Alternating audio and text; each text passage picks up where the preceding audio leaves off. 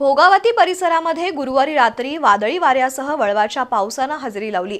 हा पाऊस शेती पिकांना फायदेशीर ठरला असून वातावरणातील उष्णतेच्या वाढत्या पाऱ्यावर नियंत्रण करणारा ठरलाय।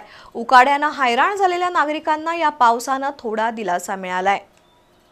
एप्रिल महिन्याच्या सुरुवातीपासूनच उष्णतेचा पारा 40° पर्यंत गेलाय। त्यामुळे शेतपिकांबरोबरच मानवी जीवनावर त्याचा परिणाम झाला होता। उकाड्यानं नागरिकांना हैराण केलं होतं। गेल्या 2 दिवसांपासून ढगाळ वातावरण होत असल्यानं पावसाची अपेक्षा होती। गुरुवारी रात्रीच्या वेळी अचानक वादळी वारं सुरू झालं आणि पावसानं भोगावती परिसराला सुमारे 1 तास झोडपून काढलं। हा पाऊस ऊस पिकांना फायदेशीर असला तरी कापणीला आलेला मका पीक वाऱ्यामुळे जमिनीवर कोसळलंय। अचानक आलेल्या पावसानं उघड्यावर असलेलं जळाऊ लाकूड आणि जनावरांची वैरण सुरक्षित ठिकाणी हलवताना शेतकऱ्यांची मोठी तारांबळ उडाली। वळवाच्या पहिल्या पावसानं वातावरणामध्ये वाढलेला उष्मा कमी झाल्यानं नागरिकांना दिलासा मिळालाय।